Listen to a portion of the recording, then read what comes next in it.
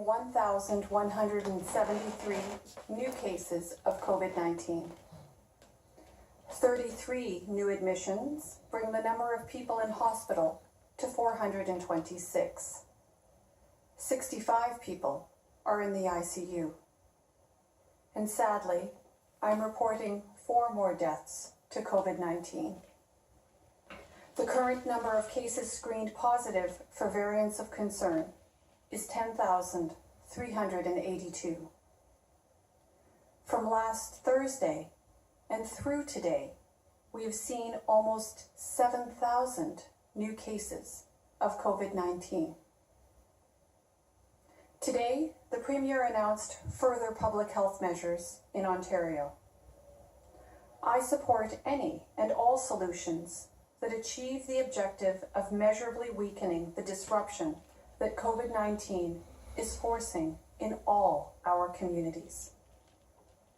Our job now is to respect and follow those measures.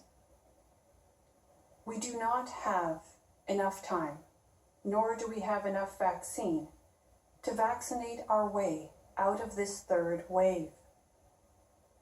While we move forward with vaccinations, the success of public health measures lies in the extent to which we adhere to them and keep our distance.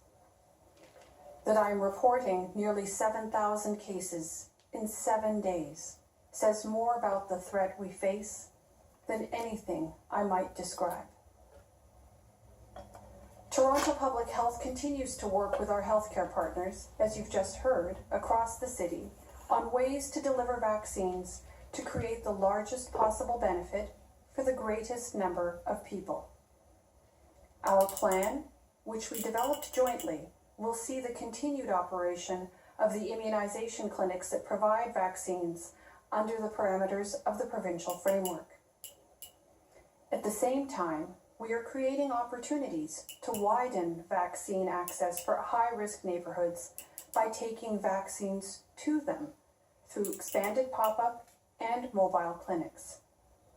These neighborhoods were identified by the province using data, including infection and hospitalization rates for COVID-19 and other factors, including racialization, income, and quality of housing. And Toronto neighborhoods have had vastly different experiences with COVID-19. Last week, one Toronto neighborhood within a hotspot had a weekly incidence rate of 682 cases per 100,000 population. In contrast, the citywide incidence rate for the same time period was 196 per 100,000 population. The extent of the resurgence and the persistence of these high case counts compel us to determine what ways will best outsmart the spread of the virus and the variants. Like many of you, I am waiting for my turn to be vaccinated. By including specific focus in our vaccination plan, we begin to create a new front line of immunized people who are most at risk of acquiring and spreading COVID-19, but whom, through their vaccination, now give COVID nowhere to go. This, in turn, creates a protective benefit for everyone. If need be, our approach can be adapted again to reflect the circumstances of highest risk and need, and to produce the greatest benefit to the largest number of people. Today is the first day that we are back to exclusively online learning for children in the Toronto school systems. We concluded yesterday, Toronto has reached the point where there were no alternatives that would provide for continued in-class learning, a decision made with great care and careful deliberation. I have said, and Toronto Public Health believes, that schools should operate as safely as possible in the pandemic, but never at all costs. To this end, our schools have been safe, and the actions we took were aimed at keeping them that way.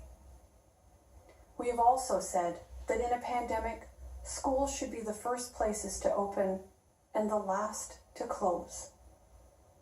Not all homes are homes where the parents can both work from home and supervise online learning. Many are homes where neither parent can work from home. Many are homes with only one parent who may work outside the home. For some, closing schools sounds like an easy decision, but it is one with many, many implications. Our conclusion yesterday was that the circumstances no longer allowed for classroom learning, and so we took the decision after extensive consultation with the school boards and others. The spread in the community was being reflected in schools to an extent where we determined community spread would drive risk at schools higher and higher. And that leads me to a point I cannot stress strongly enough. We now have asked for a massive sacrifice by our children and young people. Their best learning environment has been taken from them, the protections and stability and connection of school community withdrawn. The extent of the spread in the community imposes a greater burden of living with COVID-19 on children and young people, a burden that people their age should not be asked to bear. In exchange, we must act to create circumstances that will allow them back into school as soon as possible. That's a simple standard to measure. Fewer cases, less spread, more vaccines. We've got to get this done. There is not enough vaccine nor enough time to vaccinate our way to the other side of this latest overwhelming wave. So please, abide by the stay-at-home order. Practice self-protection measures. Get your vaccine as soon as you are eligible.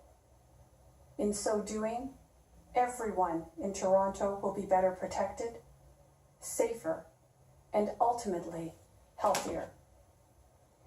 I'll now turn it over to Chief Peg to deliver his remarks.